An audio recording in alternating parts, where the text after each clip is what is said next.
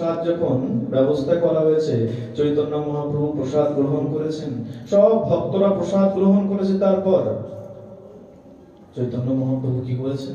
প্রসাদ গ্রহণ করার পর গোবিন্দর দিকে হাত বাড়িয়ে দিয়েছেন। গোবিন্দ, ভোজন তো দিলে, কিন্তু ভোজন কখন পরিপাটি হয়? বলে যতক্ষণ না মুখশুদ্ধি গ্রহণ করা হয় ততক্ষণ কিন্তু ভোজন পরিপাটি হয় না। সেবার নিয়ম আছে, সেবারও কিন্তু অনেক নিয়ম আছে, ছোট ছোট বিষয় এখান থেকে শিখতে হয়। দেখবেন ভোগের সময় আমরা কি করি, দেখবেন যদি ভোগ দর্শন হয় না, ভোগ কি করি আমরা? একবার ঠাকুরকে দর্শন করে প্রণাম করে সরে পড়ি, তা নয়, ভোগ পুরো দর্শন করতে হয়। ভোগ দর্শন বলে না, ভোগের যখন মন্দিরের যখন দরজা খুলে দেওয়া হয়, বলে ভোগ দর্শন করো সবাই এসে, তখন ভোগ দর্শন করতে হয়, ভগবানকে দর্শন বলেনি, বলেছে ভোগ দর্শন করো, ভগবান কি গ্রহণ করেছেন সেটা দর্শন করো। সেখানে দেখবেন একটা বাটাতে তাম্বুল দেওয়া থাকে, কোথাও পানের ক্ষীর দেওয়া থাকে। বলে কেন? বলে আহার গ্রহণ করার পর ওটা মুখশুদ্ধি গ্রহণ করবে, নইলে কিন্তু আহার সম্পূর্ণ হবে না। চৈতন্য মহাপ্রভু হাত বাড়িয়ে দিয়েছেন, গোবিন্দ মুখশুদ্ধি দাও, ভোজন তো দিলে। গোবিন্দ ভাবছে প্রভু মুখশুদ্ধির তো ব্যবস্থা করিনি, একটু অপেক্ষা করো প্রভু, একটু অপেক্ষা করো। গোবিন্দ ছুটতে ছুটতে গেছে পাড়ায়, গ্রামের মধ্যে গিয়ে ভিক্ষা করে একটা হরদকি নিয়ে এসেছে।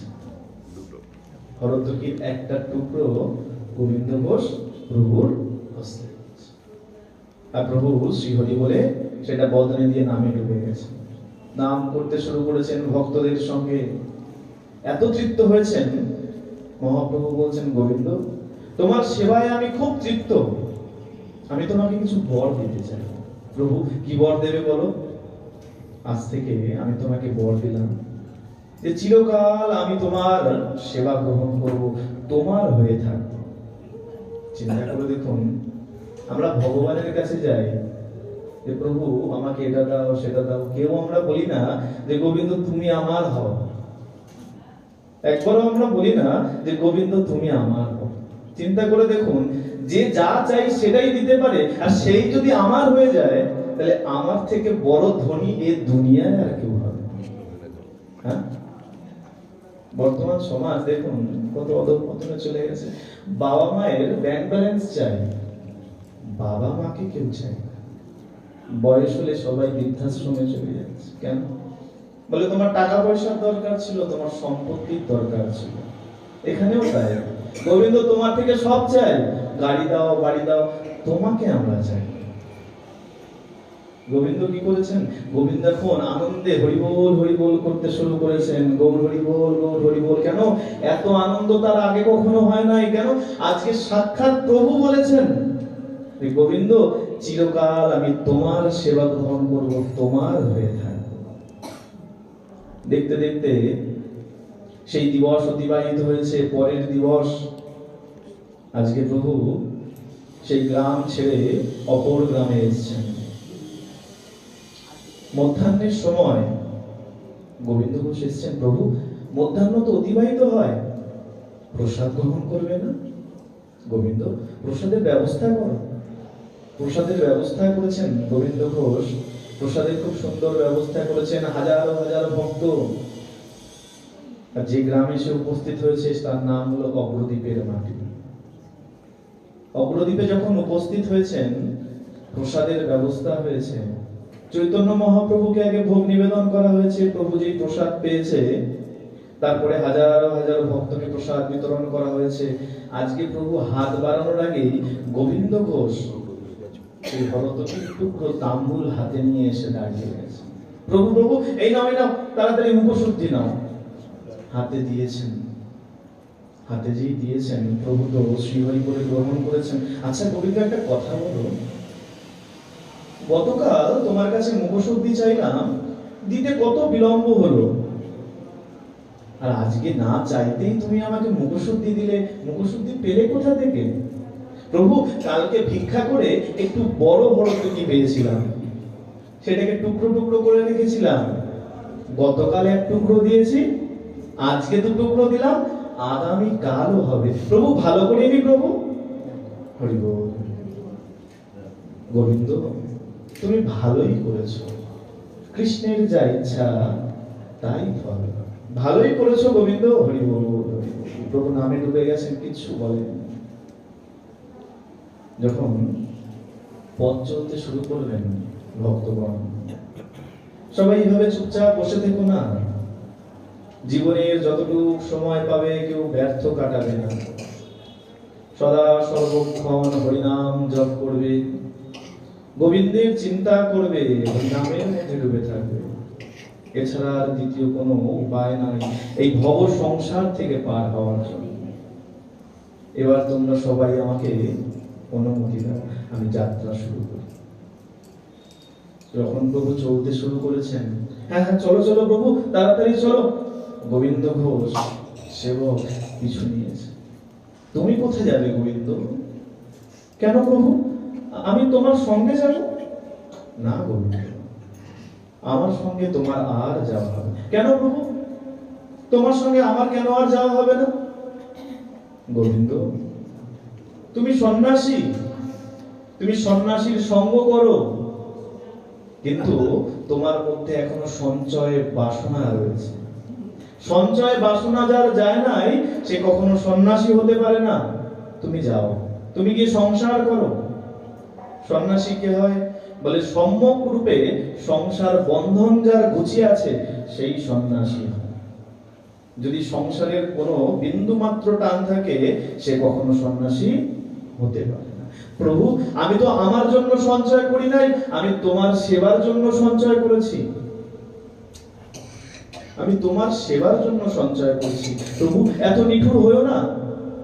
গোবিন্দ, সন্ন্যাসীর ছিদ্র সর্ব লোকে গায়, শুক্ল বস্ত্রে মসি বিন্দু কইছে লুকায়। সন্ন্যাসীর যদি একটা সামান্য ভুল হয়, সমগ্র জগৎ তার দিকে আঙুল তুলে বলবে। সাদা কাপড়ে যদি একটা কালির দাগ থাকে, সেটা যেমন উজ্জ্বল ভাবে দেখায়, তেমন সন্ন্যাসীর ভুলও সবাই কিন্তু আঙুল দিয়ে দেখায়। আমি সন্ন্যাসী, আমি সন্ন্যাস ধর্মের কখনো কলঙ্ক লেপন করতে পারি না। তাই আজ থেকে আমি তোমাকে এই অগ্রদ্বীপের মাটিতে নির্বাসন দিলাম। যখনই বলেছেন নির্বাসন দিলাম, গোবিন্দ ঘোষ এখন লুটিয়ে পড়েছেন গোবিন্দের চরণে, গৌর হরির চরণে লুটিয়ে পড়েছেন গোবিন্দ ঘোষ। প্রভু, এত নিঠুর হয়েও না, এত নিঠুর হয়েও না, আমাকে এখানে নির্বাসন দিও না, আমাকে কৃপা করো, এবারের মতো আমাকে ক্ষমা করে দাও। গোবিন্দ, আমি তোমাকে ক্ষমা করতে পারি না। তাহলে প্রভু, তুমি যাবে, তুমি তো বলেছিলে আমাকে চিরকাল তুমি আমার হয়ে থাকবে, তুমি তো আমাকে বর দিয়েছিলে চিরকাল আমি তোমার হয়ে থাকবো, তোমার সেবা গ্রহণ করব। গোবিন্দ, আমি মিথ্যা বলি নাই, আমি যখন আবার ফিরে আসবো তখন আমি তোমার হয়ে থাকবো। প্রভু, তুমি আসবে কবে, আমি কিভাবে সংবাদ পাবো? গোবিন্দ, চিন্তা করো না, আমি নির্দিষ্ট সময় আমি তোমাকে বার্তা পাঠাবো।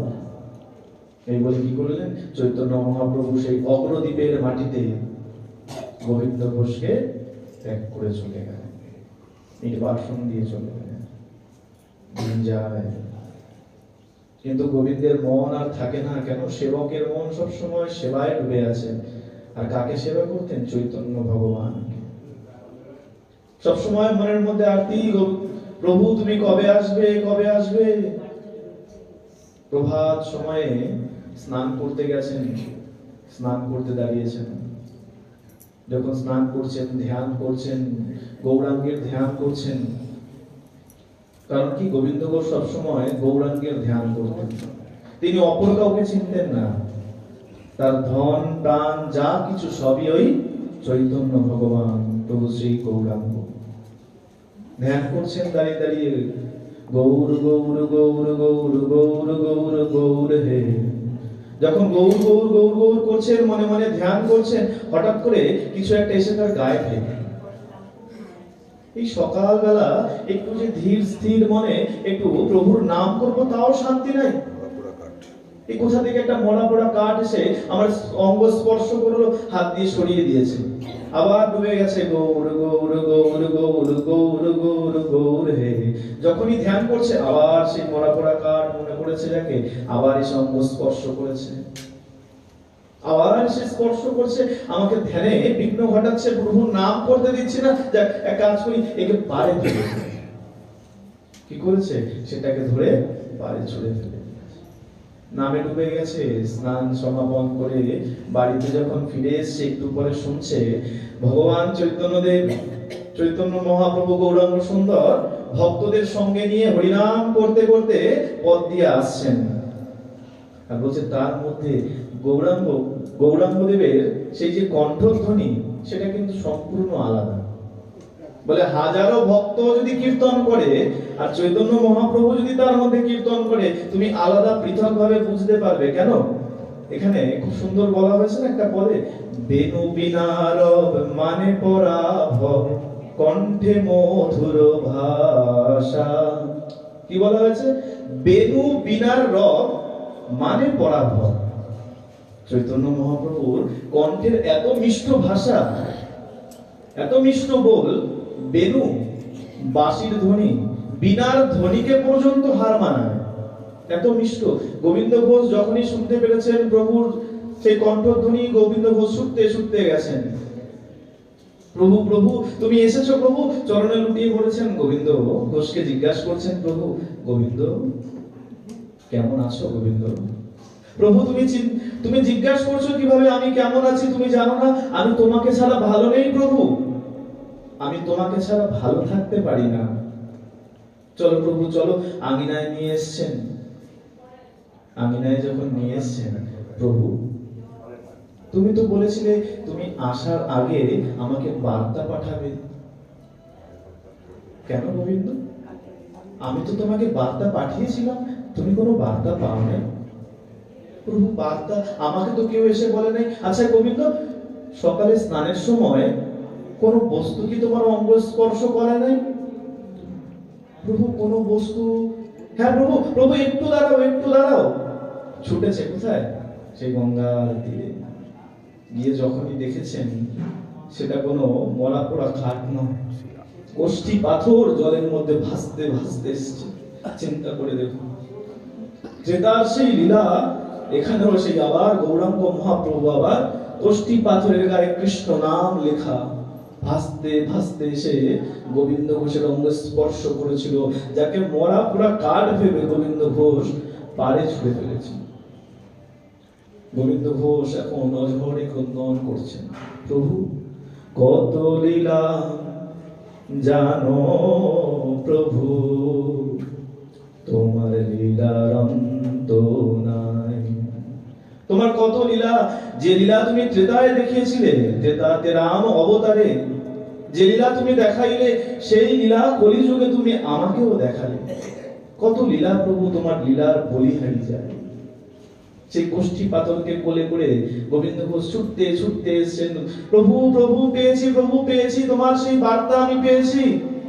প্রভু এই যে কষ্টি পাথর প্রভু। হ্যাঁ গোবিন্দ, এই কষ্টি পাথর দিয়ে একটি শ্রী বিগ্রহ নির্মাণ করো। প্রভু শ্রী বিগ্রহ নির্মাণ করব, আমি এখন ভাস্কর পাবো কই?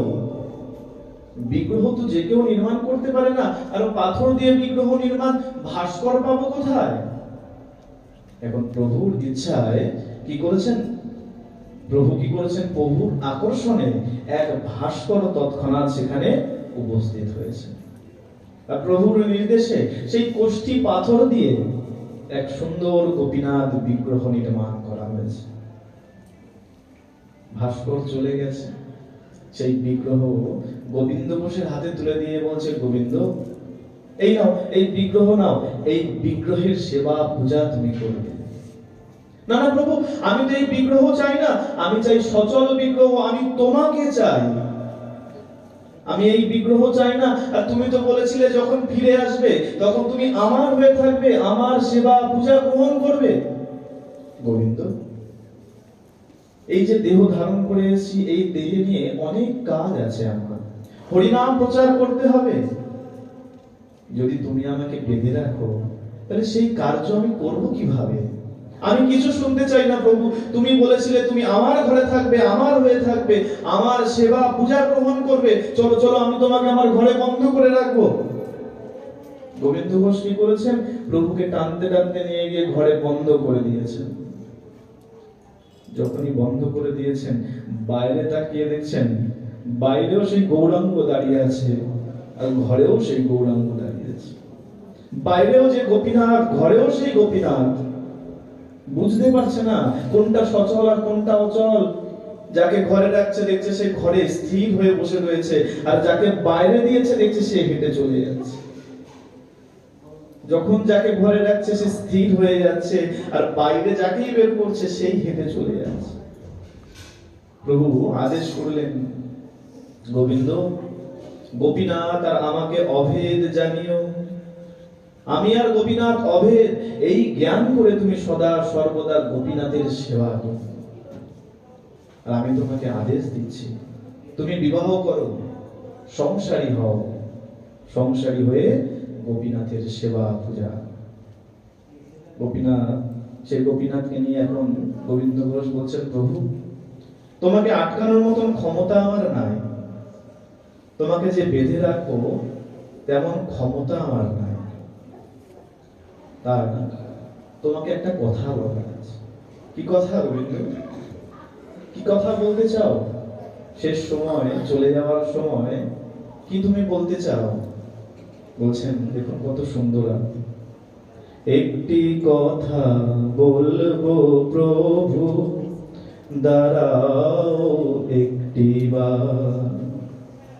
একটি কথা বলবো প্রভু, দাঁড়াও একটিবার। জানি তোমার যাবার তরা, হৃদয়ে মোর আগ্রহ ভরা। চললে তুমি সুদূর পথে, স্মৃতি লেখা রবে হৃদে।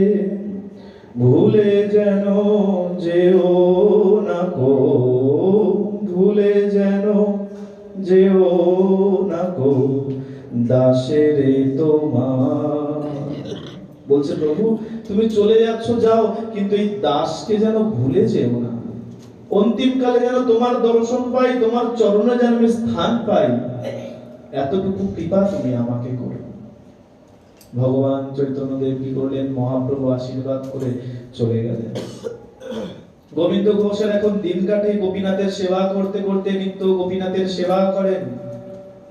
প্রভুর আদেশ মতন গোবিন্দ ঘোষ বিবাহ করেছেন। পত্নীর নাম মাধবী। দিন যায়, ভগবানের লীলায় সেই মাধবীর কোল জুড়ে এক ফুটফুটে সন্তানের জন্ম হয়।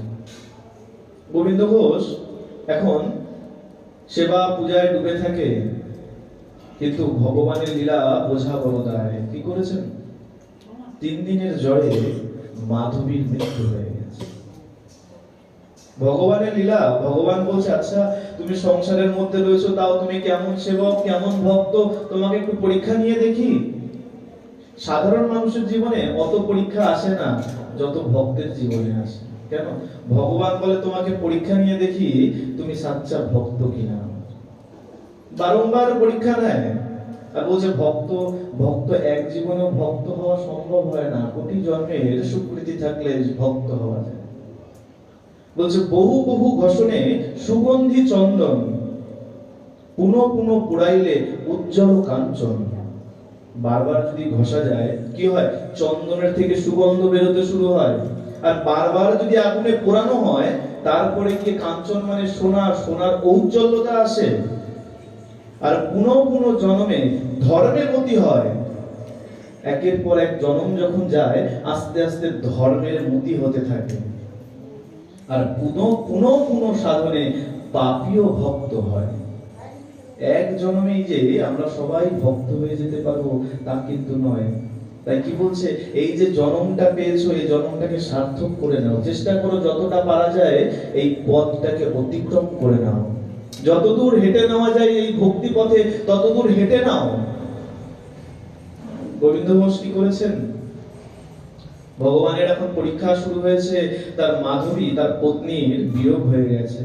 গোবিন্দ ঘোষ এখন চিন্তায় পড়ে গেছে, আমি আমার সন্তানের সেবা করব, সন্তানকে লালন পালন করব, না গোপীনাথের সেবা করব। দিনে দিনে গোবিন্দ ঘোষ সেবা পূজা করছে, কিন্তু সেবায় ত্রুটি হচ্ছে, গোবিন্দ ঘোষ বুঝতে পারছে না। গোপীনাথকে স্নান করিয়েছেন, স্নান বেদিতেই দাঁড় করানো রয়েছে। গোপীনাথের যে পোশাক, গোপীনাথের যে মালা, চন্দন, ফুল, তুলসী, তা সব কিছু দিয়ে নিজের সন্তানকে সাজিয়ে দিয়েছেন। গোপীনাথের পোশাক নিজের সন্তানকে পরিধানে করিয়ে দিয়েছেন, ফুল তুলসী নিজের সন্তানের চরণে দিয়ে দিয়েছেন। পাড়া প্রতিবেশীরা দেশে দেখে অবাক, ঠাকুর তুমি কি করছো? তোমার গোপীনাথ তো স্নান বেদিতেই দাঁড়িয়ে আছে, আর তুমি তো তার পোশাক, তার ফুল মালা দিয়ে নিজের সন্তানকে সাজিয়ে দিয়েছো। হায় হায় হায়, আমি কত বড় অপরাধ করেছি গোপীনাথ, আমার অপরাধ ক্ষমা করো গোপীনাথ। ভগবান বললেন, তোমার পরীক্ষা তো শুরু, তোমার পরীক্ষা শুরু গোবিন্দ। আর ভগবান কি ভালোবাসার কারণ? ভগবান কি করে বলে, আমাকে যদি ভালো না বাসো তাহলে আমিও তোমাকে ভালোবাসবো। কি করেছেন? লীলাময়ের লীলা বোঝা বড় দায়। 3 দিনের জ্বরে সেই গোবিন্দ ঘোষের ছোট্ট সন্তানটিকেও হরণ করে নিয়েছে। আর যখনই হরণ করে নিয়েছেন, গোবিন্দ ঘোষ এখন ক্রন্দনে ভেঙে পড়েছেন। খোকা, যে সন্তানকে নিয়ে আমি এত আশা নিয়েছিলাম, যে সন্তানকে নিয়ে এত আনন্দে ছিলাম, প্রভু সেই সন্তানকে তুমি কেড়ে নিলে। পাড়া প্রতিবেশী সবাই এসেছেন, ভক্তরা এসেছেন, সেই শিশু সন্তানকে নিয়ে গেছে সৎকার করার জন্য। গোবিন্দ ঘোষ ক্রন্দন করছেন, এত সেবা করলাম, এত পুজো করলাম, তার বিনিময়ে তুমি আমাকে এই দিলে। আমি তো চাইনি সংসার করতে, তোমার আদেশ মাথায় নিয়ে আমি বিবাহ করলাম। তুমি যখন আদেশ করলে, তাহলে তুমি কেন কেড়ে নিলে আমার মাধবীকে?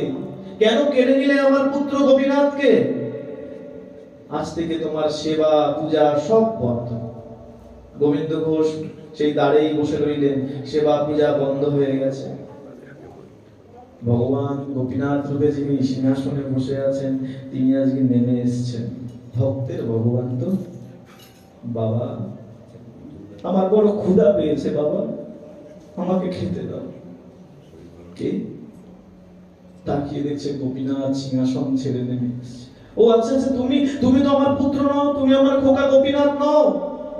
বাবা আমার বড় ক্ষুধা পেয়েছে, বাবা ক্ষুধা পেয়েছে।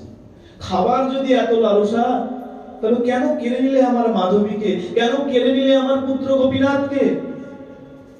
বাবা কারো যদি 2টো পুত্র থাকে, একটি পুত্র যদি মারা যায়, আরেকটি পুত্রকে কি বাবা না খাইয়ে রাখে? আমাকে খেতে দাও, আমাকে খেতে দাও, আমার ক্ষুধা পেয়েছে। তোমার যখন ক্ষুধার এতই লালসা, তোমার আদেশেই আমি তো সংসার করলাম। আজ থেকে তোমার সেবা পূজা সব বন্ধ। জানো পুত্র হলে তার কত আদেশ আছে, তার কত নিয়ম আছে, তার কত কিছু পালন করতে হয়, তা তোমার জানা আছে। পুত্র হলে পরে বৃদ্ধ বয়সে পিতার সেবা করতে হয়, শেষ সময়ে পিতার সৎকার করতে হয়, মুখাগ্নি করতে হয়। তুমি করবে? গোপীনাথ বলছে, পিতা বাবা আমি বৃদ্ধ বয়সে তোমার সেবা পূজা সব করব, তোমার সেবা করব, অন্তিম কালে আমি তোমার সৎকার করব, তোমার মুখাগ্নি করব। যতদিন পর্যন্ত চন্দ্র সূর্য জীবিত থাকবে, চন্দ্র সূর্যের উদয় হবে, আমি ততদিন পর্যন্ত তোমার শ্রাদ্ধ শান্তি করব। যখনই প্রভু কথা দিয়েছেন, গোবিন্দ ঘোষ জড়িয়ে ধরেছেন। আয় বাবা, তুই আমার গোপীনাথ, তুই আমার পুত্র গোপীনাথ, আয় গোপীনাথ আয়। কোলে বসিয়েছেন, এখন কিভাবে খাওয়াবে বুঝতে পারছেন না, কি খাওয়াবেন তাও বুঝতে পারছেন না। খা খা বাবা, যা আছে তা তুই খা। তুই আমার পুত্র গোপীনাথ, আমি বুঝতে পেরেছি তুই আমার পুত্র গোপীনাথ। খা বাবা, খা খা খা। কোলে বসিয়ে নিয়েছেন ভগবানকে। ভক্তের কত ক্ষমতা দেখুন। কোলে বসিয়ে নিয়েছেন, কোলে বসিয়ে মা যশোদা খাইয়েছিল কোলে বসিয়ে। আজকে সেই সাক্ষাৎ গোপীনাথকে কোলে বসিয়ে গোবিন্দ ঘোষ নিজ হাতে খাওয়াচ্ছে। খাওয়া এভাবে দেখতে দেখতে এখন দিন যায়। গোবিন্দ ঘোষের সেবা চলছে, দেখতে দেখতে গোবিন্দ ঘোষ এখন বৃদ্ধ হয়ে গেছে, আর সেবা পূজা করতে পারে না। একদিন বিছানা থেকে উঠতে পারছেন না। গোবিন্দ ঘোষ ওঠার ক্ষমতা নাই। গোপীনাথ এসেছেন, বাবা কি হয়েছে তোমার? গোবিন্দ ঘোষ বলছেন, বাবা গোপীনাথ আমার যাওয়ার সময় হয়েছে বাবা, এরকম বলো না বাবা, এরকম বলো না, তুমি চলে গেলে আমার কি হবে, আমাকে কে দেখবে? বাবা, চিরকাল কারো বাবা বেঁচে থাকে না, চিরকাল কারো বাবা বেঁচে থাকে না। আমাকে তো একদিন না একদিন যেতেই হবে, আমার যাবার ডাক এসে গেছে বাবা। বাবা গোপীনাথ, একটা কাজ কর বাবা, গোপীনাথের চরণ থেকে চরণ তুলসী এনে দে, চরণামৃত এনে আমার বদনে একটু দে। সাক্ষাৎ ভগবান নিজের চরণ তুলসী আজকে নিজের ভক্তের মুখে দিচ্ছে। বাবা দেখ, বালিশের তলায় করতালটা আছে, করতালটা বের কর, করতালটা বের করে একটু হরিনাম শোনা, একটু কৃষ্ণ নাম শোনা বাবা। ভগবান গোপীনাথ করেছেন নিজের চরণ তুলসী, নিজের চরণামৃত নিয়ে এসেছেন, গোবিন্দ ঘোষের বদনে দিয়েছেন, করতাল বের করেছেন। বলো বাবা, আমি হরিনাম করছি, তুমি আমার সঙ্গে সঙ্গে বলো, হরে কৃষ্ণ কৃষ্ণ কৃষ্ণ হরে হরে। বলো বাবা বলো। গোবিন্দ ঘোষ বলতে পারছেন না, শেষের সময় ডাক চলে এসছে। গোবিন্দ ঘোষ এখন আধো আধো আটকানো আটকানো গলায় বলছেন, হরে কৃষ্ণ বলো বাবা বলো, কৃষ্ণ কৃষ্ণ হরে হরে, কৃষ্ণ কৃষ্ণ হরে হরে, হরে রাম রাম রাম হরে হরে। আসছি গৌরহরি আসছি, আমি আসছি গৌরহরি আসছি, বলতে বলতেই দেহ ত্যাগ করলেন। গোপীনাথ সেবাইকে স্বপ্নে আদেশ দিলেন, পুরোহিত আমার পিতা দেহ রেখেছেন, তুমি আমাকে শ্রাদ্ধ নিয়ম অনুযায়ী আমার রাজ বেশ পরিত্যাগ করে আমাকে কাছা ধরা করিয়ে দাও। নিয়ম অনুযায়ী আমি আমার পিতার শ্রাদ্ধ করব। তুমি সবাইকে নিমন্ত্রণ করো, সবাইকে নিমন্ত্রণ করে যথা সময়ে আমার পিতার শ্রাদ্ধের ব্যবস্থা করো। কি করা হলো? গোপীনাথের সেই রাজ বেশ পাল্টে কাছা ধরা পরিয়ে দেওয়া হলো। বলছে মাধুর্য মণ্ডিত সেই বৃন্দাবনের ভগবান শ্রীকৃষ্ণ আজকে এই ধুলায় নেমে এসেছেন ভক্তের টানে, ভক্তের কারণে। সে কাছা ধরা পড়েছেন, আর কাছা ধরা পড়ে নির্দিষ্ট সময়ে শ্রাদ্ধ ভাষণে উপস্থিত হয়েছে। কেমন করে? বলছে ভক্তরা গেছেন, যারা সন্দেহের দৃষ্টি নিয়ে গেছে তারা দেখছেন সেখানে ওই পাথরের গোপীনাথ দাঁড়িয়ে আছে, সেখানে তারা অন্য কিছু দেখতে পাচ্ছে না। কিন্তু যারা ভক্তির চক্ষু নিয়ে গেছে তারা দেখতে পাচ্ছে সাক্ষাৎ গোপীনাথ পিতার উদ্দেশ্যে পিণ্ডদান করছেন, পিণ্ডদান করছেন।